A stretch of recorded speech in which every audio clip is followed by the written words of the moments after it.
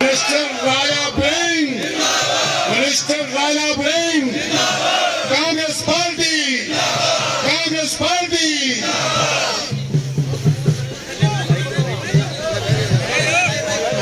Congress Party, Congress Party.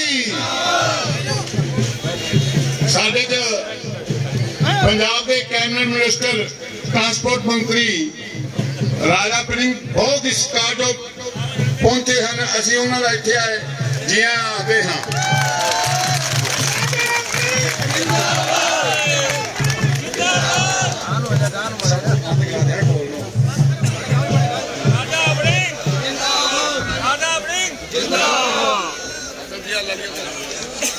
साथियों, आप stage की कार्रवाई चालू रखिए।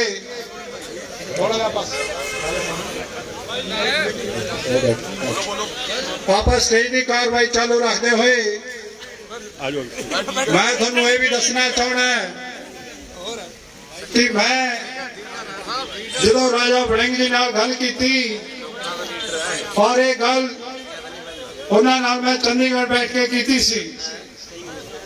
उन्होंने भी मैनू आपका जोड़ा समर्थन है और उन्होंने ये गल कही सी कि भाई जी आप कांग्रेस मजबूत करनी है ते उस वास्ते कोई भी कुर्बानी थोनू करनी पे जे जां मैनू करनी पे जे आप कुर्बानी करांगे। ते मैं समझदा कि उन्होंने आपका फर्ज निभाया और मोढे नाल मोढा ला के जिथे भी उन्होंने साथी बैठे सी, वर्कर बैठे सी, उन्होंने मरीज बैठे सी, उन्होंने सारिਆਂ ਨੂੰ ਇਹ कहता कि कांग्रेस पार्टी ਨੂੰ मजबूत करना है। ते मेरा छोटा भरा है राजा वड़िंग कैप्टन और कैबिनेट मंत्री ने, पर जो इलाके दे विच आ जाता है वो जेडे रिश्ते नाते होंदे ने, वो जेडे छोटियां सांझां होंदियां ने, वो हमेशा रहिंदियां ने। साथियों, हुण आपां अगे गल करिए तां एक आम आदमी वाले भी इत्थे तुरे फिरदे ने। मैं पुछना चाहना कि जो पिछले बारी इलैक्शन होई सी आम आदमी पार्टी का इत्थे कैंडीडेट भी खड़ा होया सी, उस कैंडीडेट नूं 20,000 के करीब वोट मिली सी, पर वोटां तो बाद कोई भी ऑपोजिशन दे विच आम आदमी पार्टी आई और उस पार्टी का कोई भी जनरल सैकटरी, कोई भी CLP का लीडर, केजरीवाल जाओ दे इंचार्ज, किसी ने थोड़ी आगे बात नहीं पूछी।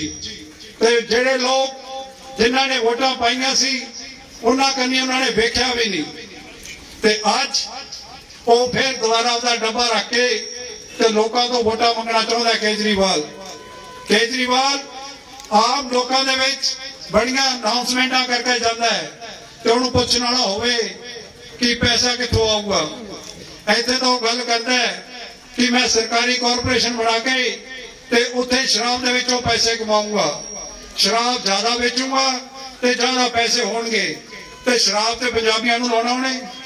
और दूसरे पासे दिल्ली दे विच जिहड़ी सरकार शराब बेचदी सी वो सारा उहने प्राइवेट करके ते वो धंधा जेडे माफिया ने उन्होंने हथां दे विच देता।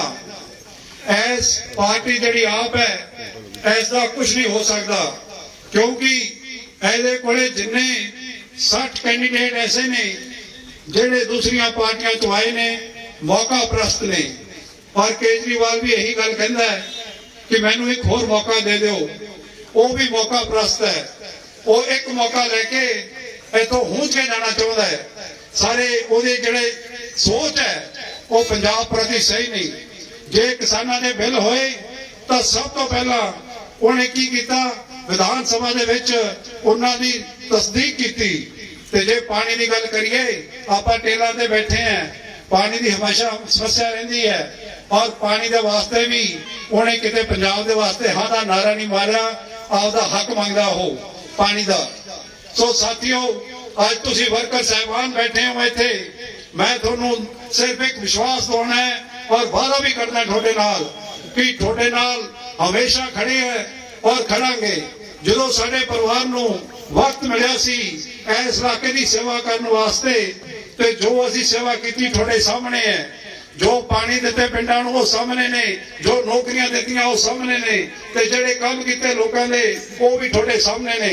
मैं थोड़ा शुक्रगुजार है कि मैं हुण जो इलाके दे विच टिकट लाइन तो बाद गया ते हर माई ने ते हर बुजुर्ग ने मेरा सिर पलूस के मेरा मोढा पलूस के कहा कि थोड़ी देन असीं दे नहीं सकते, असीं थोड़े नाल खड़े हैं और डट के खड़े हैं। और जिथों तक अकाली दल का सवाल है, इन्हां दा तुहानूं पता है इन्हां कोले सिर्फ हुण झंडे रह गए ने।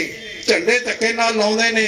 जदों झंडे वालिआं नूं पुछीए वोटां कित्थे ने तां ओह वोटां कहंदे ने काका ठोडियां ने, चिंता ना करो, इन्हां दे कोले सिर्फ झंडे रह गए, होर कुछ नहीं रह गया। मैं ज्यादा ना कहंदा होया आपदे कमियों तुहानूं विश्वास दिलाउणा, क्योंकि आपां इलाके दे विच रहना है ते गल्लां करदे रहना है। इन्हां दे जिहड़े मसंद छड्डे होए सी उन्हां मसंदां दे नाल जिथे किते लोड़ पई है मैं जाके आप खड़ा थोड़े सामने खड़ा थोड़े नाल खड़ा जाके। और जे आपां कोलियां वाली दी गल कर लईए जिथे राजा जी भी रात कट के आए सी, उस पिंड दा जिहड़ा साडा सब तो निमाणा वर्कर सी, जिहड़ा बूथां दे विच बैठदा हुंदा सी, जिहदा मां प्यो अज वो साडा सरपंच भी है और साडे नालों जुड़िया भी है और साडा साथी भी है, मेरे नाल खड़ा खब्बे हत्थ।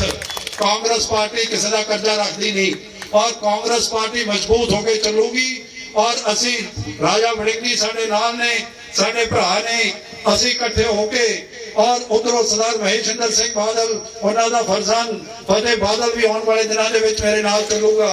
आपां कांग्रेस इकट्ठी करती है, सच्चे पातशाह दी मेहर हुई है कि आपां सारे इकट्ठे होके कांग्रेस नूं मजबूत करांगे और इस इलाके की सेवा करांगे। साथियों, जिथों तक कई बारी कोई गल आउंदी है, धमकियां दी आउंदी है जां कुछ आउंदी है, मैं सिर्फ एक टेलीफोन की घंटी बजन की लोड़ है तो मैं थोड़े नाल आके खड़ूंगा ते किसी ना किसी भी ऐसी जगह से कुछ नहीं हो सकता।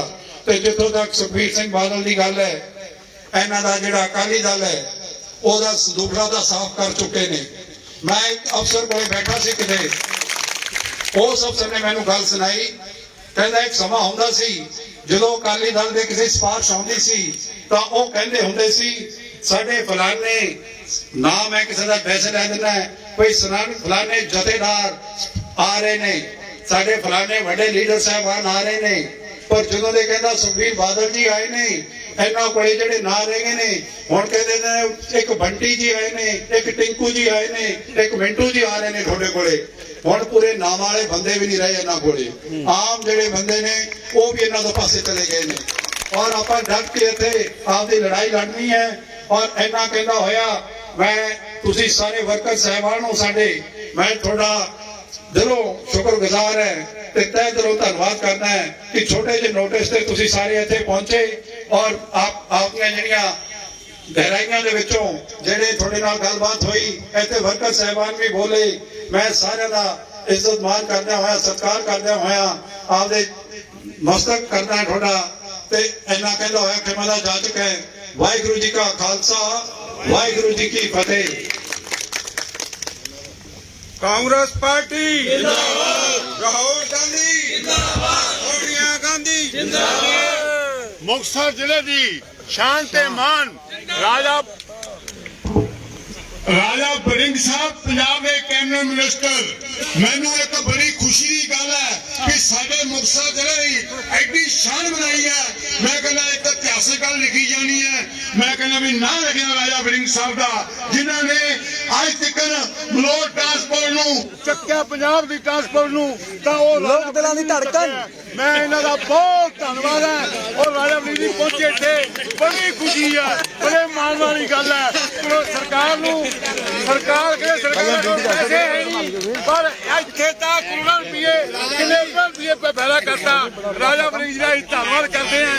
और कैसवाल ने भी अगे बच्चे यह काम करना जा रही है बस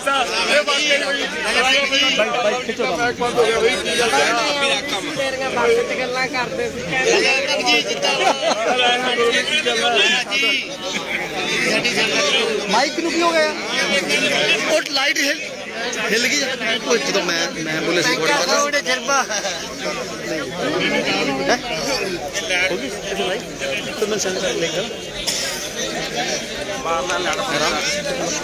ਲਿੰਕ ਛੱਡ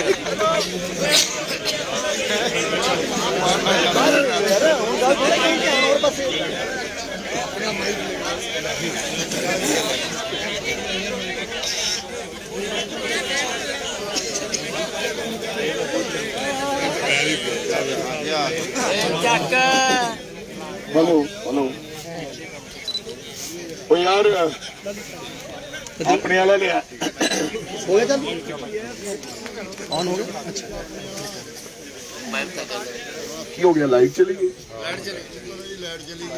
चल चलता बाकी काम चल गया ਨਾਲ चलना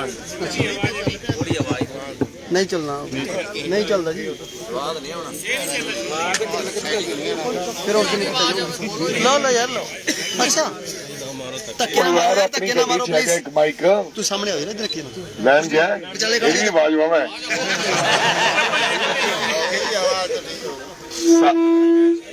ਸਾਡੇ ਬਈ ਜੁਗਾੜ ਛੋਟੇ ਛੋਟੇ ਹੈ ਪਰ ਅਸੀਂ ਵੱਡੇ ਜਗਾੜਾਂ ਵਾਲਿਆਂ ਨੂੰ ਗਾਹ ਪਾ ਦਿੰਦੇ ਹਾਂ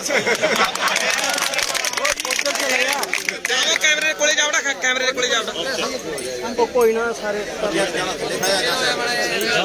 ਨਹੀਂ ਚੱਲਦਾ ਆਹ ਵਾਲਾ ਨਹੀਂ ਚੱਲਦਾ ਭਰਾਵਾ ਕਰੀਏ ਕੀ ਸਾਡਾ ਵੀ ਕੰਮ ਦੇਖੋ ਤਾਂ ਜਨਰੇਟਰ ਹੈ ਨਹੀਂ ਵੇਖਾਂ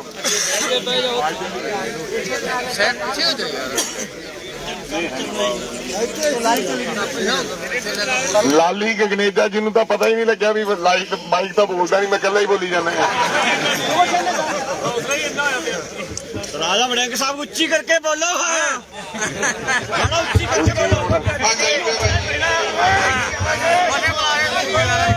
ਜੀ ਖਾਲਸਾ ਵਾਹਿਗੁਰੂ ਜੀ ਫਤਿਹ ਰਾਜਾ ਵੜਿੰਗ ਕੀ ਜੈ ਸੱਤਾ ਦੀ ਜੈ ਵਾਹਿਗੁਰੂ ਜੀ ਖਾਲਸਾ ਵਾਹਿਗੁਰੂ ਜੀ ਫਤਿਹ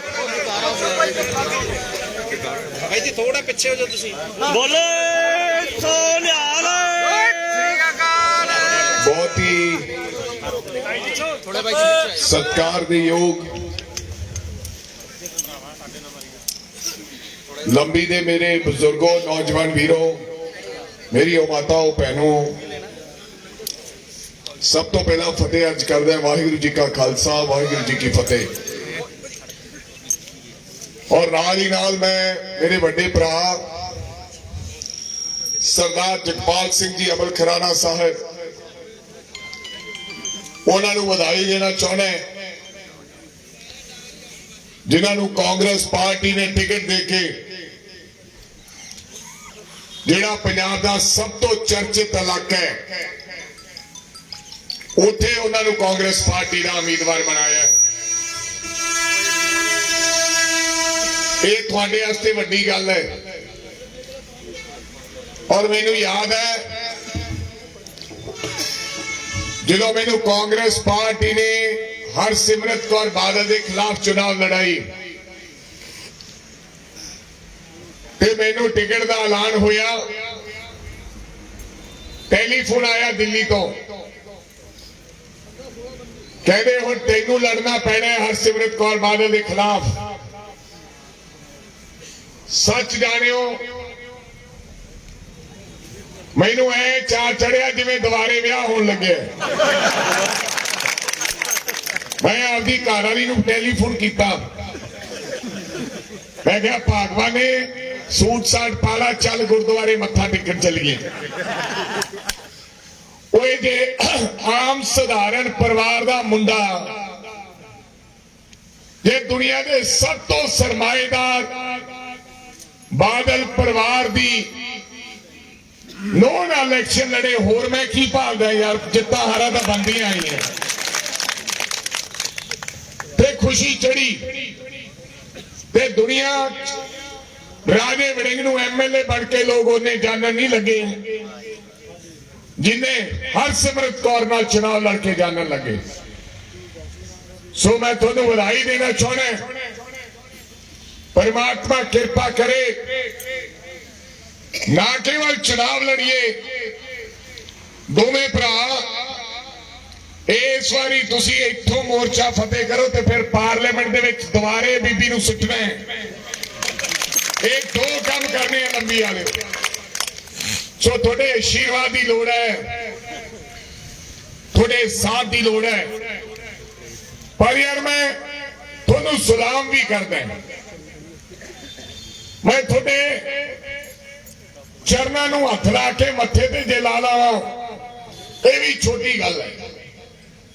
ਲੰਬੀ ਵਾਲਿਆਂ ਨੇ ਕਿਸੇ ਨੇ ਲੰਬੀ ਦੀ ਬਾਤ ਨਹੀਂ ਪੁੱਛੀ, ਲੋਕਲ ਲੀਡਰਾਂ ਦੀ ਗੱਲ ਨਹੀਂ ਕਰਦਾ, ਸਰਕਾਰ ਦੇ ਵੱਡੇ ਲੋਕਾਂ ਨੇ, ਕੈਪਟਨ ਅਮਰਿੰਦਰ ਸਿੰਘ ਵਰਗੇ ਲੋਕਾਂ ਨੇ ਪੌਣੇ 5 ਸਾਲ ਦੁਬਾਰਾ ਫੇਰ ਐ ਲੱਗਦਾ ਸੀ ਕਿ ਲੰਬੀ ਦੇ ਵਿੱਚ ਅਕਾਲੀ ਦਲ ਦਾ ਰਾਜ ਹੈ। ਪਰ ਸਦਕੇ ਜਾਈਏ ਮਾਂ ਦੇ ਸ਼ੇਰੋ, ਐਡੇ ਵੱਡੇ ਪਰਿਵਾਰ ਦੇ ਸਾਹਮਣੇ ਤੁਸੀਂ ਈਨ ਨਹੀਂ ਮੰਨਦੇ, ਫੇਰ ਭਰਿੰਡਾਂ ਨੂੰ ਇਕੱਠੇ ਹੋ ਕੇ ਕਾਂਗਰਸ ਪਾਰਟੀ ਦਾ ਝੰਡਾ ਬੁਲੰਦ ਕਰ ਦਿੰਦੇ ਹੋ। ਤੁਹਾਨੂੰ ਸਲਾਮ ਕਰਦਾ ਹੈ। ਇੰਨੇ ਜਜ਼ਬਾਤੀ ਲੋਕ, ਇੰਨੇ ਜਜ਼ਬਾਤੀ ਤੇ ਚੰਗੇ ਲੋਕ ਸ਼ਾਇਦ ਹੀ ਕਿਤੇ ਪੰਜਾਬ ਦੇ ਵਿੱਚ ਹੋਣ, ਜਿਹੜੇ ਨੰਗੇ ਤਾਂ ਲੜਦੇ ਰਹੇ, ਨੰਗੇ ਤਾਂ ਲੜਦੇ ਰਹੇ, ਸਾਹਮਣੇ ਕੋਈ ਆਸ ਦੀ ਕਿਰਨ ਵੀ ਨਹੀਂ ਜਾਗਦੀ ਸੀ। ਚੱਲੀ ਜਾਂਦੀ ਇਸ ਦੇ ਬਾਵਜੂਦ ਵੀ ਤੁਸੀਂ ਕਾਂਗਰਸ ਪਾਰਟੀ ਦਾ ਸਾਥ ਨਹੀਂ ਛੱਡਿਆ। ਮੈਂ ਤੁਹਾਡਾ ਸ਼ੁਕਰਗੁਜ਼ਾਰ ਹਾਂ। ਕਾਂਗਰਸ ਪਾਰਟੀ ਦੇ ਸਾਰੇ ਪੰਜਾਬ ਦੇ ਵੱਡੇ ਲੀਡਰਾਂ ਨੂੰ ਤੁਹਾਡੇ ਲੋਕਾਂ ਦਾ ਧੰਨਵਾਦ ਕਰਨਾ ਚਾਹੀਦਾ ਹੈ ਕਿ ਜਦੋਂ ਵੀ ਇਮਤਿਹਾਨ ਦੀ ਘੜੀ ਆਈ ਹੈ ਤੇ ਲੰਬੀ ਵਾਲਿਆਂ ਨੇ ਆਪਦਾ ਅੱਗੇ ਹੋ ਕੇ ਰੋਲ ਅਦਾ ਕੀਤਾ ਹੈ। ਚੱਲੀ ਜਾਂਦਾ ਨਹੀਂ ਤਾਂ ਯਾਰ ਵੱਡੇ ਵੱਡੇ ਲੋਕਾਂ ਦੇ ਸਾਹਮਣੇ ਆਮ ਲੋਕ ਸਰੈਂਡਰ ਹੋ ਜਾਇਆ ਕਰਦੇ ਹੈ, ਹਥਿਆਰ ਸਿੱਟ ਦਿੰਦੇ ਹੈ। ਪਰ ਲੰਬੀ ਵਾਲਿਆਂ ਨੇ ਹਥਿਆਰ ਸਿੱਟਣ ਦੀ ਬਜਾਏ, ਸਰੈਂਡਰ ਹੋਣ ਦੀ ਬਜਾਏ ਉਹਨਾਂ ਨੇ ਆਪਦੇ ਪਰਿਵਾਰ ਉਜਾੜ ਲਏ, ਆਪਦੇ ਘਰ ਬਰਬਾਦ ਕਰ ਲਏ, ਲੇਕਿਨ ਬਾਦਲਾਂ ਦੇ ਅੱਗੇ ਸਰੈਂਡਰ ਨਹੀਂ ਹੋਏ। ਔਰ ਬੰਦਾ ਹੋਈ ਹੈ, ਅਣਖੀ ਹੋਈ ਹੈ, ਗੈਰਤਮੰਦ ਹੋਈ ਹੈ। ਜ਼ਿੰਦਗੀ ਚਾਰ ਪਲ ਦੀ ਹੈ, ਪਤਾ ਨਹੀਂ ਕਦੋਂ ਤੁਰ ਜਾਣਾ ਹੈ। ਲੋਕ ਉਹਨਾਂ ਹੀ ਲੋਕਾਂ ਨੂੰ ਯਾਦ ਕਰਦੇ ਹੈ ਜਿਹੜੇ ਸਰੈਂਡਰ ਨਹੀਂ ਹੁੰਦੇ, ਹਥਿਆਰ ਨਹੀਂ ਛੱਡਦੇ, ਜਿਹੜੇ ਲੜਦੇ ਲੜਦੇ ਸ਼ਹੀਦ ਹੋ ਜਾਂਦੇ ਹੈ। ਦੁਨੀਆ ਉਹਨਾਂ ਨੂੰ ਯਾਦ ਕਰਦੀ ਹੈ ਕਿ ਇਹ ਵਿਅਕਤੀ ਨੇ ਈਨ ਨਹੀਂ ਮੰਨੀ, ਫਲਾਣੇ ਵਿਅਕਤੀ ਨੇ ਈਨ ਨਹੀਂ ਮੰਨੀ, ਭੁੱਖਾ ਮਰ ਗਿਆ, ਲੇਕਿਨ ਈਨ ਨਹੀਂ ਮੰਨੀ। ਤੇ ਦੋਗਲਾ ਹੋਵੇ ਤੇ ਚਾਹੇ ਸਾਲਾ ਕਰੋੜਪਤੀ ਹੋਵੇ, ਉਹਦਾ ਕੋਈ ਫਾਇਦਾ ਨਹੀਂ ਗਾ ਇਹੋ ਜਿਹੇ ਪੈਸੇ ਤੇ ਧਨ ਦੌਲਤ ਦਾ। ਅਣਖ ਨਾਲ ਰਹਿਣਾ ਸਿੱਖਣਾ ਚਾਹੀਦਾ। ਤੇ ਤੁਸੀਂ ਅੱਜ ਜਿੰਨੇ ਇੱਥੇ ਲੋਕ ਖੜੇ ਹੋ, ਤੁਸੀਂ ਅਣਖੀ ਤੇ ਗੈਰਤਮੰਦ ਲੋਕ ਹੋ, ਜਿਹੜੇ ਬਿਨਾਂ ਤਾਕਤ ਤੋਂ, ਬਿਨਾਂ ਕਿਸੇ ਗੱਲਬਾਤ ਤੋਂ ਤੁਸੀਂ ਕਾਂਗਰਸ ਪਾਰਟੀ ਦਾ ਪੱਲਾ ਫੜੇ ਹੋਏ। ਚਲੋ ਅੱਜ ਜਗਪਾਲ ਸਿੰਘ ਜੀ ਅਮਲ ਖਰਾਣਾ ਸਾਹਿਬ ਇੱਕ ਬੰਦਾ ਤਾਂ ਮਿਲਿਆ, ਵੈਸੇ ਤਾਂ ਤੁਹਾਡੀ ਕਈ ਸਾਲਾਂ ਤੋਂ ਇਸ ਪਰਿਵਾਰ ਨੇ ਸੇਵਾ ਕਰਨ ਦਾ ਬੀੜਾ ਚੁੱਕਿਆ, ਪਰ ਵਿਅਕਤੀ ਜਦੋਂ ਪੂਰੇ ਪੈਰੀ ਨਾ ਹੋਵੇ ਉਦੋਂ ਤੁਹਾਡੀ ਮੁਕੰਮਲ ਸੇਵਾ ਨਹੀਂ ਕਰ ਸਕਦਾ, ਕਿਉਂਕਿ ਦਖਲ ਅੰਦਾਜ਼ੀਆਂ ਬੜੀਆਂ ਹੁੰਦੀਆਂ, ਆਸੇ ਪਾਸੇ ਉਹ ਕੰਮ ਬੜਾ ਚੱਲਦਾ ਹੈ। ਜਦੋਂ ਮੁਕੰਮਲ ਬੰਦਾ ਜਿਹਨੂੰ ਟਿਕਟ ਮਿਲ ਜੇ ਫਿਰ ਉਹ ਮੁਕੰਮਲ ਤੌਰ ਤੇ ਇਲਾਕੇ ਦਾ ਵਾਰਿਸ ਬਣ ਜਾਂਦਾ ਹੈ। ਫਿਰ ਲਾਂਭੇ ਵੀ ਉਹਦੇ ਹੁੰਦੇ ਹੈ ਤੇ ਤਾਕਤ ਵੀ ਉਹਦੀ ਹੁੰਦੀ ਹੈ। ਵਿੱਚ ਵਿਚਾਲੇ ਕੰਮ ਚੱਲਦਾ ਸੀ, ਕਦੇ ਮੇਰੇ ਵਰਗੇ ਦਾ ਟੈਲੀਫੋਨ ਆ ਜਾਂਦਾ, ਕਦੇ ਖੁੱਡੀਆਂ ਸਾਹਿਬ ਦਾ ਆ ਜਾਂਦਾ, ਕਦੇ ਕਿਸੇ ਹੋਰ ਦਾ ਆ ਜਾਂਦਾ। ਅੱਜ ਸਾਨੂੰ ਕਾਂਗਰਸ ਪਾਰਟੀ ਨੇ ਇੱਕ ਵਿਅਕਤੀ ਤੁਹਾਨੂੰ ਤੁਹਾਡਾ ਲੱਭਿਆ, ਜਾਣਿਆ, ਪਛਾਣਿਆ। ਮੇਰੀ ਵੀ ਇੱਛਾ ਸੀ ਕਿ ਲੋਕਲ ਬੰਦਾ ਹੋਣਾ ਚਾਹੀਦਾ ਹੈ।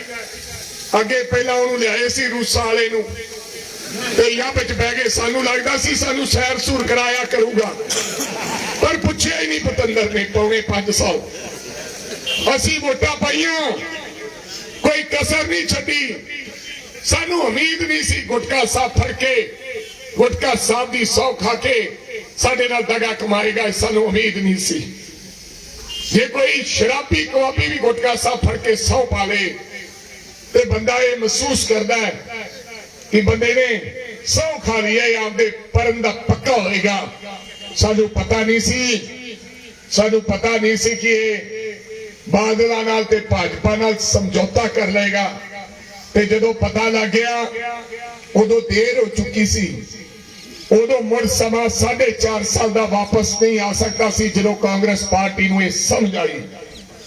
2.5 ਮਹੀਨੇ ਸਮਾਂ ਮਿਲਿਆ ਕਾਂਗਰਸ ਪਾਰਟੀ ਨੂੰ ਸੰਭਲਦਿਆਂ ਡਰਦਿਆਂ ਡਰਾਉਂਦਿਆਂ ਤੇ ਦੁਬਾਰੇ ਸੱਤਾ ਸਰਕਾਰ ਦੇ ਵਿੱਚ ਸਰਦਾਰ ਚੰਨੀ ਨੂੰ ਲੈ ਕੇ ਆਂਦਾ। ਸਾਡੇ ਵਰਗੇ ਲੋਕਾਂ ਨੂੰ ਵੀ 2.5 ਮਹੀਨੇ ਵਾਸਤੇ ਮੇਰਾ ਕੋਈ ਸ਼ੌਂਕ ਨਹੀਂ ਸੀਗਾ ਮੰਤਰੀ ਬਣਨ ਦਾ। 2.5 ਮਹੀਨੇ ਵਾਸਤੇ ਕੋਈ ਮੈਂਬਰ ਪੰਚਾਇਤ ਵੀ ਨਹੀਂ ਬਣਦਾ। 2.5 ਮਹੀਨੇ ਵਾਸਤੇ ਕਿਸੇ ਨੂੰ ਕਹੋ ਪ੍ਰਧਾਨ ਬਣ ਜਾ, ਉਹ ਕਹੂਗਾ ਛੱਡ ਫਿਰ ਰਹੇ ਯਾਰ, 2.5 ਮਹੀਨੇ ਮੇਰੀ ਬੇਇੱਜ਼ਤੀ ਕਰਾਉਣੀ ਹੈ। ਤੇ 2.5 ਮਹੀਨਿਆਂ 'ਚ ਬੰਦੇ ਨੂੰ ਸਮਝ ਵੀ ਨਹੀਂ ਆਉਂਦੀ। ਪਰ ਮੈਂ ਜਾਣ ਬੁੱਝ ਕੇ ਮੈਂ ਕਿਹਾ ਚਲੋ ਆਉਣ ਦਿਓ 2.5 ਮਹੀਨੇ, ਇੱਕ ਵਾਰੀ ਪੰਜਾਬ ਦੇ ਲੋਕਾਂ ਨੂੰ ਤੇ ਤਨਾਤ ਸਰਮਾਏਦਾਰਾਂ ਨੂੰ ਇਹ ਗੱਲ ਦਾ ਪਤਾ ਲੱਗ ਜੇ ਕਿ ਭਾਈ ਤੁਹਾਨੂੰ ਵੀ ਕੋਈ ਨੱਥ ਪਾਉਣ ਵਾਲੇ ਹੈਗੇ ਨੇ। ਤੇ 2.5 ਮਹੀਨਿਆਂ 'ਚ ਆ ਸਰਦਾਰ ਸੁਖਬੀਰ ਸਿੰਘ ਬਾਦਲ ਜਿਹੜਾ ਆਪਦੇ ਆਪ ਨੂੰ ਫਾਟੇ ਘਾ ਕਮਾਉਂਦਾ ਹੈ, ਜਿਹੜਾ ਲਾਲ ਡਾਇਰੀ ਨਾਲ ਹੀ ਰੱਖਦਾ ਹੈ, ਇਹਦੀਆਂ ਚੀਕਾਂ ਘਰਾਤੀਆਂ ਰੋਜ਼ ਬੱਸ ਫੜ ਲੈਂਦਾ ਸੀ। ਇਹਦੀ ਇੱਕ ਰੋਜ਼ ਬੱਸ ਫੜਦਾ ਸੀ। ਉਹ ਭਾਈ ਸਰਦਾਰੋ ਰਾਤ ਨੂੰ 2.5 ਮਹੀਨੇ ਨੀਂਦ ਨਹੀਂ ਆਈ। ਓਏ ਜੇ ਪਿੰਡ ਦਾ ਸਰਪੰਚ ਕੋਈ ਜਗਪਾਲ ਵਾਲੇ ਖਰਾਣੇ ਦਾ ਖਾਸ ਹੋਵੇ ਤੇ ਚੌਂਕੀ ਵਾਲਾ ਚੌਂਕੀ ਇੰਚਾਰਜ ਲੰਬੀ ਥਾਣੇ ਵਾਲੇ ਜਿਹੜਾ ਮੋਟਰਸਾਈਕਲ ਫੜ ਕੇ ਅੰਦਰ ਲਾ ਦੇਣ, ਚਲਾਨ ਕੱਟ ਦੇਣ, ਉਹ ਰਾਤ ਨੂੰ ਜਗਪਾਲ ਨੂੰ ਵੀ ਗਾਲਾਂ ਕੱਢੂ ਤੇ ਸਾਰੀ ਰਾਤ ਉਹਨੂੰ ਨੀਂਦ ਨਹੀਂ ਆਉਣੀ ਵੀ ਯਾਰ ਮੋਟਰਸਾਈਕਲ ਫੜਦਿਆ ਬੇਇੱਜ਼ਤੀ ਬੜੀ ਹੋਊਗੀ। ਅੰਦਰ ਦਿੱਤਾ ਪਿਆ ਇਹ ਜੱਟ ਦੀ। ਮੈਂ ਇਸ ਜੱਟ ਨੂੰ ਮੈਂ 90 ਦਿਨ 70 ਦਿਨ ਨੀਂਦ ਨਹੀਂ ਆਉਣ ਦਿੱਤੀ। ਰੋਜ਼ ਇੱਕ ਬੱਸ ਫੜ ਲੈਂਦਾ ਸੀ। 72 ਫੜੀਆਂ। ਇਹ ਕਹਿੰਦਾ ਆਪਣੀ ਬੱਸ ਕੌਣ ਫੜ ਸਕਦਾ ਹੈ। ਮੈਂ ਥਾਣੇਦਾਰਾਂ ਨੂੰ ਪੁੱਛਿਆ, ਸਿਪਾਹੀਆਂ ਨੂੰ ਪੁੱਛਿਆ, ਮੇਰੇ ਭਰਾਵਾਂ ਨੂੰ। ਉਹ ਮੈਂ ਕਿਹਾ ਜਿਹੜੇ ਰਿਟਾਇਰ ਹੋਣ ਵਾਲੇ ਸੀ ਤੁਸੀਂ ਵੀ ਪੁੱਛ ਲਿਓ। ਉਹ ਮੈਂ ਕਿਹਾ ਕਦੇ ਬਾਦਲ ਦੀ ਬੱਸ ਦਾ ਚਲਾਨ ਕੀਤਾ ਹੈ?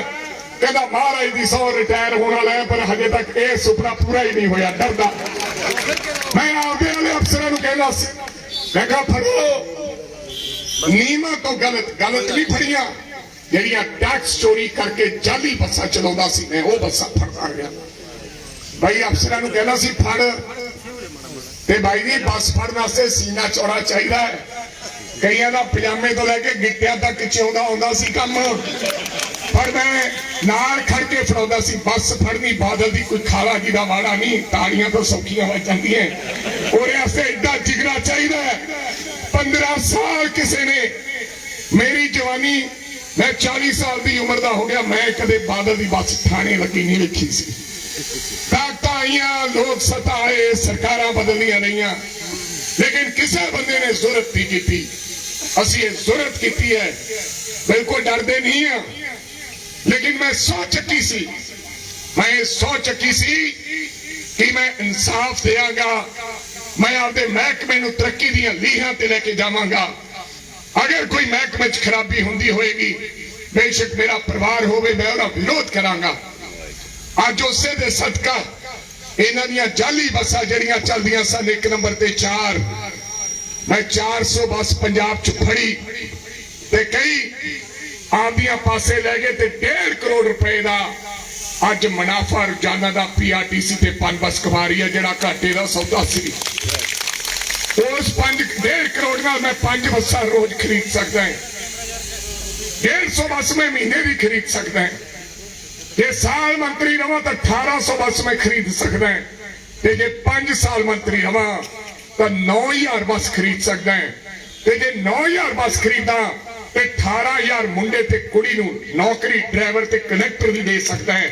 ਤੇ 18000 ਬੱਸ ਦੇ ਨਾਲ 9000 ਬੱਸ ਦੇ ਨਾਲ ਅੱਜ 2100 ਬੱਸ ਹੈ ਮੇਰੇ ਕੋਲੇ ਸਾਰੀ, ਤੇ 9000 ਬੱਸ ਦੇ ਨਾਲ ਮੈਂ ਪੰਜਾਬ ਦਾ ਜਿਹੜਾ ਕਹਿੰਦੇ ਆ ਖਜ਼ਾਨਾ ਖਾਲੀ ਆ ਉਹ ਭਰ ਸਕਦਾ ਹੈ। ਇੰਨੀ ਕਮਾਈ ਕਰ ਸਕਦਾ ਮੇਰੇ ਸਤਿਕਾਰਯੋਗ ਭਰਾਓ। ਇਹਨਾਂ ਨੇ ਲੁੱਟ ਲਿਆ, ਇੰਨਾ ਲੁੱਟਿਆ ਯਾਰ ਮੈਂ ਦੱਸ ਨਹੀਂ ਸਕਦਾ ਤੁਹਾਨੂੰ। ਮੈਂ ਇੰਡੋ ਕੈਨੇਡੀਅਨ ਬੱਸ ਫੜ ਲਈ, ਤੁਹਾਨੂੰ ਤਾਂ ਪਤਾ ਹੀ ਨਹੀਂ। ਇੱਕ ਇੰਡੋ ਕੈਨੇਡੀਅਨ ਬੱਸ ਹੈ, ਪੱਤਰਕਾਰੋ, ਉਹ ਜਲੰਧਰ ਤੇ ਅੰਮ੍ਰਿਤਸਰ ਤੋਂ ਚੱਲਦੀਆਂ ਦਿੱਲੀ 에ਅਰਪੋਰਟ ਨੂੰ 35 ਬੱਸਾਂ ਹੈ। ਪ੍ਰਾਈਵੇਟ ਕੋਈ ਬੱਸ ਨਹੀਂ ਹੋਰ ਚੱਲਦੀ, ਸਰਕਾਰੀ ਵੀ ਕੋਈ ਬੱਸ ਨਹੀਂ ਚੱਲਦੀ, ਕਿਉਂਕਿ ਕੇਜਰੀਵਾਲ ਭਾਈ ਸਾਹਿਬ ਕਿਸੇ ਨੂੰ ਹੋਰ ਇਜਾਜ਼ਤ ਨਹੀਂ ਦਿੰਦੇ ਦਿੱਲੀ 에ਅਰਪੋਰਟ ਤੱਕ ਜਾਣ ਦੀ। ਮੈਂ ਘੇਰਿਆ ਸੀ ਕੇਜਰੀਵਾਲ ਸਾਹਿਬ ਨੂੰ, ਮੈਨੂੰ ਕਹਿੰਦੇ ਸੀ ਆ ਕੇ ਮੈਂ ਤੈਨੂੰ ਸੱਦੂਗਾ, ਲੇਕਿਨ ਸੱਦਿਆ ਨਹੀਂ। ਮੈਂ ਕਿਹਾ ਸੀ ਮੈਂ ਸਰਕਾਰੀ ਬੱਸ ਚਲਾਉਣਾ ਚਾਹੁੰਦਾ। ਪਹਿਲਾਂ ਮੇਰੀਆਂ ਬੱਸਾਂ ਚੱਲਦੀਆਂ ਸਨ, ਉਹਦੀ ਟਿਕਟ 1200 ਰੁਪਏ ਹੁੰਦੀ ਸੀ। ਅੱਜ ਤੁਸੀਂ ਬੁਕਿੰਗ ਕਰਾ ਲਓ, ਇੰਡੋ ਕੈਨੇਡੀਅਨ ਬੱਸ ਦੀ ਬੁਕਿੰਗ ਇੱਥੋਂ ਕਰਾ ਲਓ ਅੰਮ੍ਰਿਤਸਰ ਤੋਂ 에ਅਰਪੋਰਟ। ਉਹ ਰਾਹ ਚੋਂ ਬੱਸਾਂ ਬੰਦੇ ਚੜਾਉਂਦੀ ਹੈ, ਚਾਹੇ ਪਟਿਆਲੇ ਚੜ ਜਾਓ ਚਾਹੇ ਰਾਜਪੁਰੇ ਤੋਂ ਚੜ ਜਾਓ, ਤੇ ਉਹਦੀ ਟਿਕਟ ਦੇ ਪੈਸੇ ਹੈ 3000 ਰੁਪਇਆ। ਅੱਜ ਆਨਲਾਈਨ ਬੁੱਕ ਕਰਾ ਕੇ ਦੇਖ ਲਓ। 52 ਸੀਟਰ ਬੱਸ ਹੈ ਤੇ 3 ਗੁਣਾ 52 1,56,000 ਜਾਣ ਦਾ, ਤੇ ਉਧਰੋਂ ਵਾਪਸ ਆਉਂਦਾ ਵੀ 1,56,000, ਜਾਨੀ 3,12,000 ਰੁਪਇਆ ਇੱਕ ਬੱਸ 에ਅਰਪੋਰਟ ਤੋਂ ਆਉਣ ਜਾਣ ਦਾ ਦਿੱਲੀ ਦਾ ਕਮਾਉਂਦੀ ਹੈ। ਤੇ 62,000 ਖਰਚਾ ਕੱਢ ਲਓ, 62,000 ਤੇ 2.5 ਲੱਖ ਰੁਪਇਆ ਰਹਿ ਗਿਆ ਡਰਾਈਵਰ ਦਾ, ਤੇਲ ਦਾ। ਇੱਕ ਦਿਨ ਦਾ 62,000 ਲੱਗਦਾ ਨਹੀਂ, ਟਾਇਰਾਂ ਦੀ ਘਸਾਈ ਵੀ ਪਾ ਲਓ। 2.5 ਲੱਖ ਰੁਪਇਆ ਇੱਕ ਬੱਸ ਦਾ, ਤੇ 35 ਗੁਣਾ 2.5 87 ਲੱਖ ਰੁਪਇਆ ਡੇਲੀ ਦਾ। 35 ਬੱਸਾਂ ਦਾ ਸਿੱਧਾ ਮੋਟਾ ਹਿਸਾਬ ਹੈ। ਉਹਦਾ ਲੀਡਰ ਗੱਪ ਮਾਰਦੇ ਰਹਿੰਦੇ ਸਟੇਟਾਂ ਤੇ, ਇਹ ਕੈਲਕੂਲੇਟ ਕਰ ਲਓ, ਫੀਸ ਗਿਣ ਲਓ, ਸੀਟਾਂ ਬੱਸ ਦੇ 52 ਹੁੰਦੀਆਂ ਤੇ ਉਹਦਾ ਪੈਸੇ ਗਿਣ ਲਓ। 87 ਲੱਖ ਰੁਪਇਆ 35 ਬੱਸਾਂ ਚੋਂ ਕਮਾਈ ਹੈ। ਤੇ ਹੋਰ ਵੀ ਕੰਪਨੀਆਂ ਹੈ ਜਿਹੜੀਆਂ ਤੁਹਾਨੂੰ ਪਤਾ ਨਹੀਂ, ਤੁਹਾਨੂੰ ਤਾਂ ਲੱਗਦਾ ਕਿ ਆਰਬਿਟ ਹੈ, ਇੱਕ ਡੱਬ ਵਾਲੀ ਹੈ, ਇੱਕ ਰਾਜਧਾਨੀ ਵੀ ਹੈ, ਇੱਕ ਜਿੰਗ ਕੰਪਨੀ ਵੀ ਹੈ, ਇੱਕ ਸਵਾਗਤਮ ਵੀ ਹੈ, ਇੱਕ A to Z ਕੰਪਨੀ ਵੀ ਹੈ, ਇੱਕ ਤਾਜ ਟਰੈਵਲਸ ਵੀ ਹੈ। ਇਹ ਵੱਡੇ ਸਰਮਾਏਦਾਰਾਂ ਨੇ ਵੱਖ-ਵੱਖ ਤਰ੍ਹਾਂ ਦੀਆਂ ਕੰਪਨੀਆਂ ਤੇ ਵੱਖ-ਵੱਖ ਤਰ੍ਹਾਂ ਦੇ ਰੰਗਾਂ ਦੇ ਵਿੱਚ ਇੰਨੀਆਂ ਵੱਡੀਆਂ ਕੰਪਨੀਆਂ ਇਹਨਾਂ ਸਰਮਾਏਦਾਰਾਂ ਨੇ ਤੁਹਾਡੇ ਪੈਸੇ ਦੀਆਂ, ਤੁਹਾਡੇ ਖੂਨ ਪਸੀਨੇ ਦੀਆਂ ਬਣਾਈਆਂ। ਪੰਜਾਬ ਨੂੰ ਲੁੱਟਿਆ ਇਹਨਾਂ ਲੋਕਾਂ ਨੇ। ਮੇਰੇ ਸਤਿਕਾਰਯੋਗ ਭਰਾਓ, ਤੁਹਾਨੂੰ ਬੇਨਤੀ ਕਰਨੀ ਚਾਹੁੰਦਾ, ਪਤਾ ਨਹੀਂ ਕਦੋਂ ਲੰਬੀ ਆਲਿਓ, ਇਸ ਵਾਰੀ ਮੌਕਾ ਹੈ, ਇਸ ਵਾਰੀ ਮੌਕਾ ਹੈ ਕਿ ਪੰਜਾਬ ਦੇ ਲੋਕ ਜਾਗਰੂਕ ਹੋਏ ਹੈ, ਪੰਜਾਬ ਦਾ ਲੋਕ ਉੱਠ ਖੜੇ ਹੋਏ ਹੈ। ਪੰਜਾਬ ਦੇ ਲੋਕਾਂ ਨੇ ਤਈਆ ਕਰਤਾ ਹੈ ਕਿ ਬਾਦਲਾਂ ਦਾ ਮਲੀਆ ਮੇਟ ਕਰਨ ਦਾ। ਔਰ ਮੇਰੀ ਗੱਲ ਯਾਦ ਰੱਖਿਓ, 10-12 ਸੀਟਾਂ ਤੋਂ ਵੱਧ ਇਸ ਵਾਰੀ ਪੰਜਾਬ 'ਚ ਅਕਾਲੀ ਦਲ ਨੂੰ ਨਹੀਂ ਆਉਣੀਆਂ। 12 ਸੀਟਾਂ ਤੋਂ ਵੱਧ ਨਹੀਂ ਆਉਣੀਆਂ। ਅਕਾਲੀ ਦਲ ਸੂਰਜ ਚੜ੍ਹਨਾ ਬੰਦ ਹੋ ਸਕਦਾ ਹੈ, ਤਾਰੇ ਜ਼ਮੀਨ ਤੇ ਆ ਸਕਦੇ ਹੈ, ਲੇਕਿਨ ਅੱਜ ਤੋਂ ਬਾਅਦ ਸਰਦਾਰ ਸੁਖਬੀਰ ਸਿੰਘ ਬਾਦਲ ਕਦੇ ਜ਼ਿੰਦਗੀ 'ਚ ਸਰਕਾਰ ਨਹੀਂ ਬਣਾ ਪਾਉਣਗੇ। ਕੰਮ ਖਤਮ ਹੋ ਜਾਣਾ ਹੈ ਜਿਵੇਂ ਚਟਾਲਿਆਂ ਦਾ ਹੋਇਆ, ਇਹ ਪੱਕੇ ਤੌਰ ਤੇ ਫੂਕ ਪੈ ਜਾਣਾ ਹੈ। ਕੱਲ ਗਏ ਸੀ, ਪਰਸੋਂ ਗਿੱਦੜਵੇ ਗਿਆ ਸੀ ਸੁਖਬੀਰ ਸਿੰਘ ਬਾਦਲ, ਕਿਸੇ ਨੂੰ ਕਹਿੰਦਾ ਨਾਲ ਵਾਲੇ ਨੂੰ, ਉਹ ਨਾਲ ਵਾਲਾ ਵੀ ਇਹੋ ਜਿਹੀ ਹੈ, ਵਰਕਾ ਮਾਰਦੇ ਰਹਿੰਦੇ। ਉਹ ਕਹਿੰਦਾ ਯਾਰ, ਕਹਿੰਦਾ ਮੈਂ ਤੇਰਾ, ਕਹਿੰਦਾ ਜੀ ਸਾਡਾ SSP ਲਾ ਦਿਓ ਜੋ। ਮੈਂ ਕਿਹਾ ਕਮਾਲ ਹੈ, ਰਾਜੇ ਨੂੰ ਸਿੱਧਾ ਕਰਨਾ ਹੈ। ਉਹ ਕਹਿੰਦਾ SSP ਦੀ ਲੋੜ ਨਹੀਂ, ਇਹਨੂੰ ਹੀ ਦੇ ਦੇਵਾਂਗੇ SSPਸ਼ਿਪ, ਦੂਜੇ ਦਾ ਨਾਂ ਲੈ ਕੇ ਕਹਿੰਦਾ।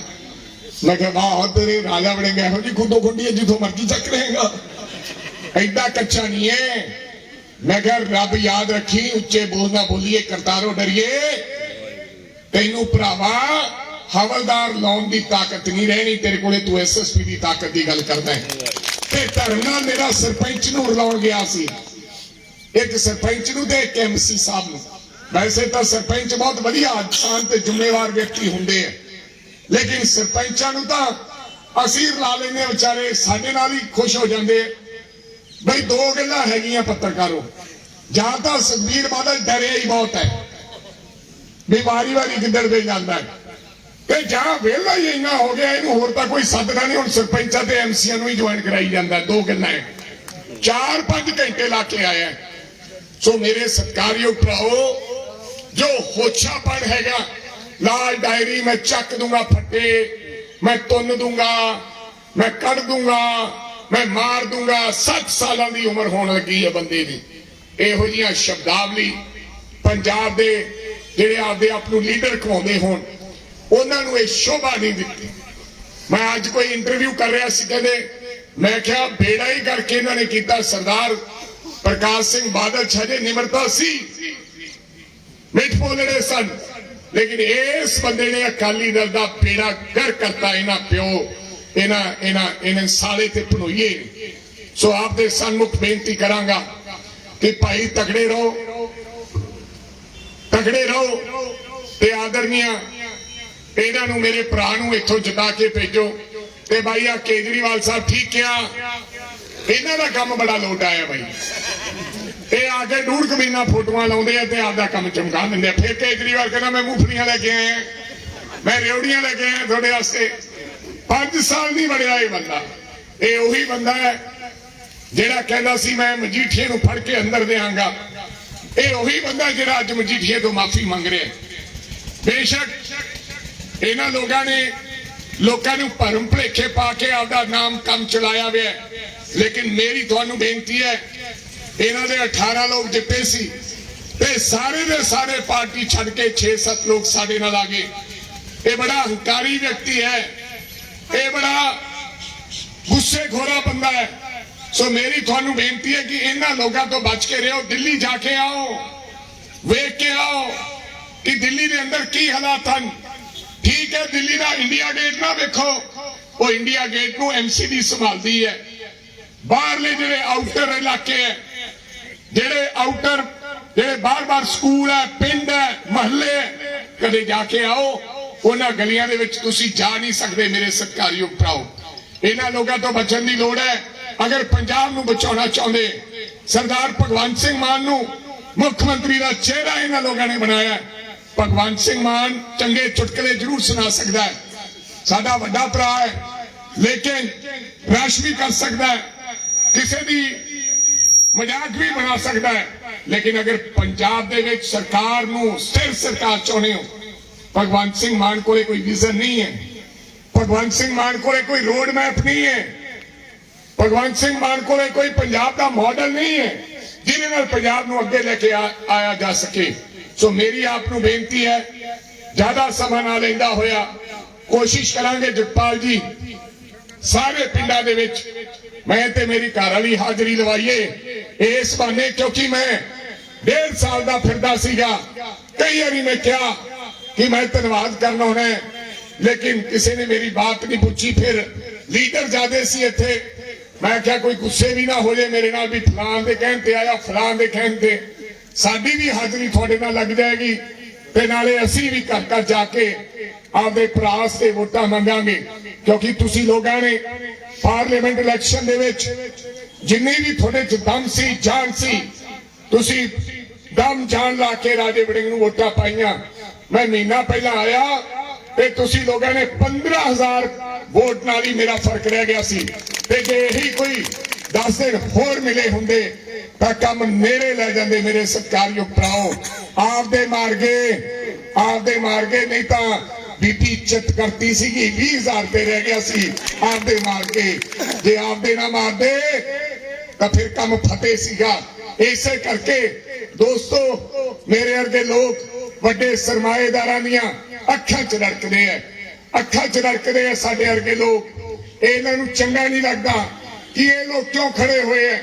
ਸੋ ਮੇਰੀ ਆਪ ਦੇ ਸਨਮੁਖ ਬੇਨਤੀ ਹੈ, ਸਾਰੇ ਜਾਣੇ ਤਕੜੇ ਹੋ ਜਾਓ। ਅਗਰ ਤੁਸੀਂ ਪਹਿਰਾ ਦੇ ਦਿਓ, ਪਿੰਡਾਂ 'ਚ ਵੜ ਜਾਓ, ਹੌਸਲਾ ਰੱਖੋ ਤਾਂ ਕੋਈ ਚੀਜ਼ ਸੰਭਵ ਨਹੀਂ ਹੈ। ਐਸਾ ਦਿਨ ਵੀ ਆ ਸਕਦਾ ਹੈ, ਐਸਾ ਸਮਾਂ ਵੀ ਆ ਸਕਦਾ ਹੈ ਕਿ ਜਗਪਾਲ ਸਿੰਘ ਅਵਲ ਖਰਾਣਾ ਜਾਂਦੀ ਵਾਰ ਮੁੱਖ ਮੰਤਰੀ ਜਿਹੜਾ ਪੰਜਾਬ ਰਿਹਾ ਹੋਵੇ ਉਹਨੂੰ ਹਰਾ ਸਕਦਾ ਹੈ। ਹਰ ਚੀਜ਼ ਸੰਭਵ ਹੈ। ਮੈਂ ਮੁੱਖ ਮੰਤਰੀ ਹਾਰਦੇ ਵੇਖੇ ਹੈ, ਮੈਂ ਓਮ ਪ੍ਰਕਾਸ਼ ਚੌਟਾਲਾ ਹਾਰਦਾ ਨਰਵਾਣੇ ਤੋਂ ਵੇਖਿਆ। ਰਣਦੀਪ ਸਿੰਘ ਸੁਰਜੇਵਾਲਾ ਆਇਆ ਸੀ, ਤੁਸੀਂ ਝੰਡੇ ਦੀ ਗੱਲ ਕੀਤੀ ਹੈ।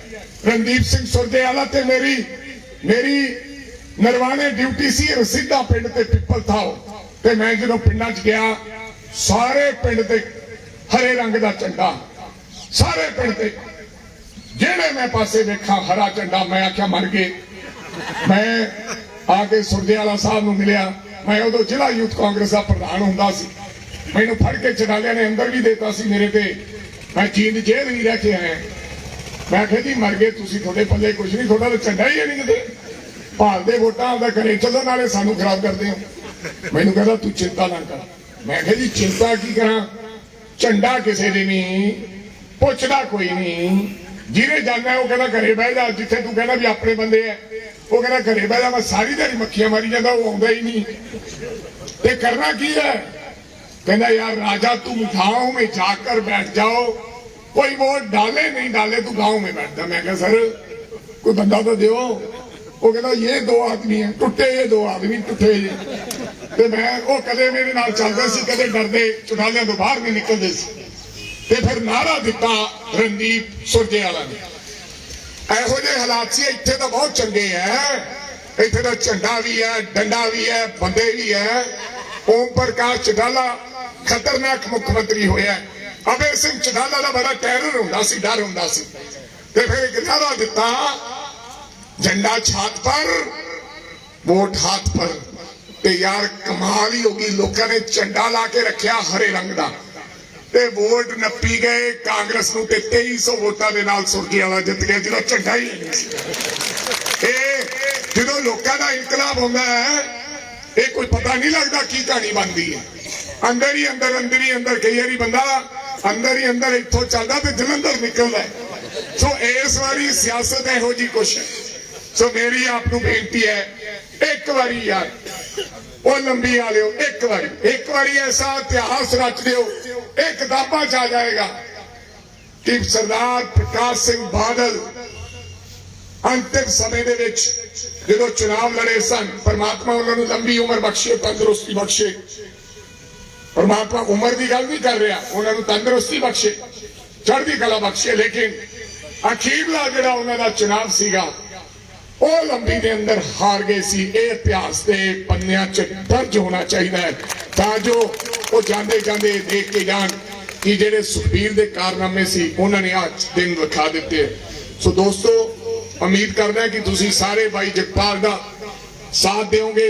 ਗੁੱਸੇ ਗਿਲੇ ਛੱਡ ਦਿਓ ਯਾਰ, ਛੋਟੀਆਂ ਛੋਟੀਆਂ ਐਵੇਂ ਤਕਲੀਫਾਂ ਨਾ ਦਿਓ, ਜੋ ਛੋਟੇ ਛੋਟੇ ਗਿਲੇ ਨਾ ਦੱਸਿਓ। ਜੋ ਮਰਦ ਹੁੰਦੇ ਆ, ਮਰਦ ਹੁੰਦੇ ਜਿਹੜੇ ਔਖੇ ਸਮੇਂ ਜਿਤਾਉਂਦੇ ਨਹੀਂ, ਮਰਦ ਹੁੰਦੇ ਆ ਜਿਹੜੇ ਸ਼ਰਤਾਂ ਨਹੀਂ ਕਰਦੇ। ਜੇ ਭਗਤ ਸਿੰਘ ਸ਼ਰਤ ਕਰਦਾ ਹੁੰਦਾ, ਜੇ ਭਗਤ ਸਿੰਘ ਸ਼ਰਤ ਕਰਦਾ ਹੁੰਦਾ ਤਾਂ ਫਿਰ ਆਜ਼ਾਦੀ ਨਹੀਂ ਮਿਲਣੀ ਸੀ। ਭਗਤ ਸਿੰਘ ਜੇ ਸ਼ਰਤ ਕਰਦਾ ਵੀ ਮੈਂ ਸ਼ਹਾਦਤ ਤਾਂ ਦੇਵਾਂਗਾ, ਮੇਰੇ ਮੁੰਡੇ ਨੂੰ ਮੁੱਖ ਮੰਤਰੀ ਬਣਾਇਓ ਜਦੋਂ ਮੈਂ ਚਲਾ ਗਿਆ। ਨਾਲੇ ਹੁਣ ਤਾਂ ਪੋਹ ਦਾ ਮਹੀਨਾ ਹੈ, 40 ਮੁਕਤਿਆਂ ਦੀ ਧਰਤੀ ਮੁਕਤਸਰ ਸਾਹਿਬ ਖਦਰਾਣੇ ਦੀ ਢਾਬ ਤੇ ਮਾਈ ਭਾਗੋ ਹਰਾ ਨੇ ਮੇਰੇ ਗੁਰੂ ਦੇ ਨਾਲ ਬਿਨਾਂ ਕਿਸੇ ਸ਼ਰਤ ਤੋਂ ਸ਼ਹਾਦਤਾਂ ਦੇ ਕੇ ਭੁੱਖੇ ਧਿਆਇਆ ਨੇ, ਆਪਦੇ ਗੁਰੂ ਦਾ ਸਾਥ ਨਹੀਂ ਛੱਡਿਆ। ਜਿਹੜੇ ਛੱਡ ਗਏ ਸੀ ਭੁੱਲ ਭੁਲੇਖੇ, ਉਹ ਵਾਪਸ ਆਏ, ਕਿਉਂਕਿ ਉਹਨਾਂ ਦੀਆਂ ਬੁੜੀਆਂ ਨੇ ਕਿਹਾ ਚੂੜੀਆਂ ਪਾ ਲਓ। ਫਿਰ ਵਾਪਸ ਆਏ, ਗੁਰੂ ਤੋਂ ਬਗਾਵਾ ਪਾੜਿਆ ਤੇ ਫਿਰ ਲੜਾਈ ਦੇ ਮੈਦਾਨ ਦੇ ਵਿੱਚ ਮੁਗਲਾਂ ਦੇ ਨਾਲ ਲੜਾਈ ਲੜੀ। ਇਹ ਉਹ ਮਹੀਨਾ ਹੈ। ਸੋ ਮੇਰੀ ਤੁਹਾਨੂੰ ਬੇਨਤੀ ਹੈ ਸਾਰਿਆਂ, ਬਿਨਾਂ ਸ਼ਰਤਾਂ ਤੋਂ, ਬਿਨਾਂ ਕੋਈ ਜਿਤਾਏ, ਬਿਨਾਂ ਕੋਈ ਸਮਾਂ ਵੇਸਟ ਕੀਤੇ, ਆ ਬਈ ਪਹਿਲਾਂ ਸਾਡੇ ਨਾਲ ਗੱਲ ਖੋਲ। ਇਹ ਗੱਲਾਂ ਗੁੱਲਾਂ ਨਹੀਂ ਖੋਲੀ ਦੀਆਂ, ਜੋ ਮਿਲਿਆ ਉਹ ਮਿਲ ਜਾਣਾ, ਕਿਸੇ ਨਾਲ ਗੱਲ ਨਹੀਂ ਖੋਲਣੀ। ਜਗਪਾਲ ਸਿੰਘ ਅਬਲ ਖਰਾਣਾ ਖੜਾ ਤੇ ਕਾਂਗਰਸ ਖੜੀ ਹੈ, ਸਾਡੀ ਕੋਈ ਕਿਸੇ ਨਾਲ ਸ਼ਰਤ ਨਹੀਂ ਹੈ। ਅਸੀਂ ਹਿੱਕ ਡਾ ਕੇ सरदार जगपाल सिंह अबल खराना दी कांग्रेस पार्टी की मदद करांगे। बेशक इधर दा इधर हो जाए, जिन्ने टुटे भजे हैं, लेकिन असी खड़े हैं।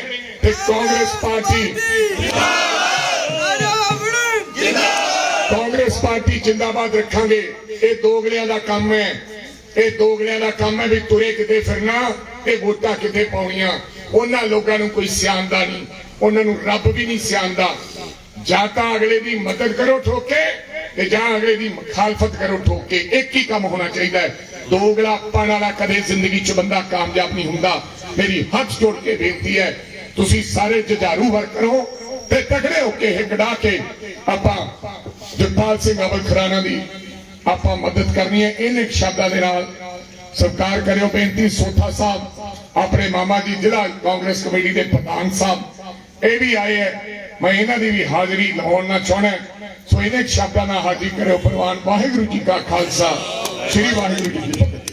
ਕਾਂਗਰਸ ਪਾਰਟੀ ਜਿੰਦਾਬਾਦ, ਕਾਂਗਰਸ ਪਾਰਟੀ ਜਿੰਦਾਬਾਦ, ਰਾਜਾ ਵੜਿੰਗ ਜਿੰਦਾਬਾਦ।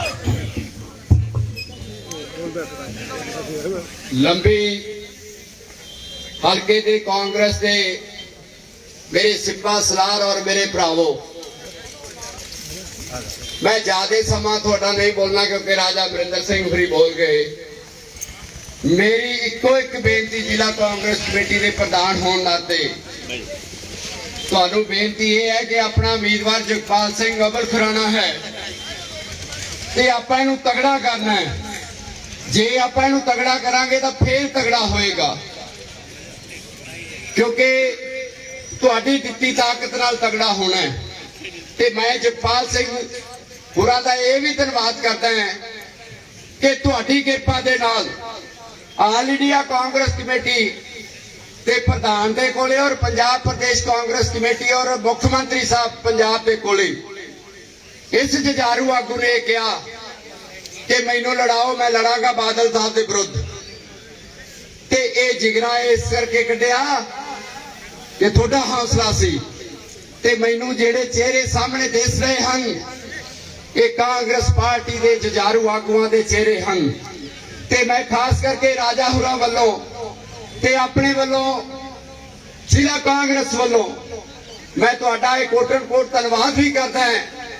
ਤੇ ਰਾਜਾ ਸਾਹਿਬ ਨੂੰ ਇਹ ਕਹਿਣਾ ਚਾਹੁੰਦਾ ਹੈ ਕਿ ਲੰਬੀ ਹਲਕੇ ਦੇ ਜਿਹੜੇ ਕਾਂਗਰਸ ਦੇ ਜੁਝਾਰੂ ਆਗੂ ਹਨ ਔਰ ਪਿੰਡਾਂ ਦੇ ਪੰਚ ਸਰਪੰਚ ਹਨ, ਇਹ ਰਾਜੇ ਤੈਨੂੰ ਪਿਆਰ ਕਰਦੇ ਆ। ਇਹਨਾਂ ਨੇ ਲੋਕ ਸਭਾ ਇਲੈਕਸ਼ਨ ਦੇ ਦੌਰਾਨ ਭਰਾਵੋ ਮੇਰੀ ਡਿਊਟੀ ਲਾਤੀ ਰਾਜੇ ਨੇ ਲੰਬੀ ਹਲਕੇ 'ਚ। ਤੇ ਮੈਂ ਡਰਦਾ ਆਇਆ, ਮੈਂ ਕਿਹਾ ਇੱਥੇ ਵੋਟਾਂ ਕਰ ਜਾਣੀਆਂ ਤੇ ਸਾਡਾ ਮਾਮੇ ਭਾਂਜੇ ਦਾ ਸਿਆਪਾ ਪੈ ਜਾਣਾ। ਇਹਨੇ ਕਹਿਣਾ ਮਾਮਾ ਮਦਦ ਨਹੀਂ ਕੀਤੀ ਤੂੰ।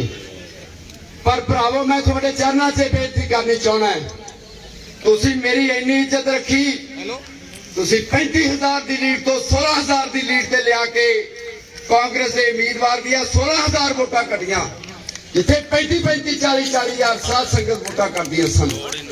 ਸੋ ਤੁਹਾਡਾ ਮੈਂ ਧੰਨਵਾਦ ਕਰਦਾ ਕਿ ਤੁਹਾਡਾ ਦੇਣ ਨਹੀਂ ਦਿੱਤਾ ਜਾ ਸਕਦਾ। ਤੇ ਮੈਂ ਲੰਬੀ ਦੇ ਲੋਕਾਂ ਦਾ ਤੇ ਲੰਬੀ ਦੇ ਕਾਂਗਰਸ ਦੇ ਸਰਪੰਚ ਔਰ ਸਾਥੀਆਂ ਦਾ ਮੈਂ ਰਸਾਦਾਰੀ ਨਹੀਂ ਰਹਿਣਾ ਹੈ। ਸਾਧ ਸੰਗਤ ਮੇਰੇ ਕੋਲੇ ਮੈਂ ਲੰਬੀ ਤੋਂ ਇਲੈਕਸ਼ਨ ਨਹੀਂ ਲੜਨਾ। ਮੇਰੇ ਕੋਲੇ 350 ਤੋਂ 400 ਟੈਲੀਫੋਨ ਦੇ ਨੰਬਰ ਮੇਰੇ ਕੋਲੇ ਆ ਤੁਹਾਡੇ ਲੋਕਾਂ ਦੇ।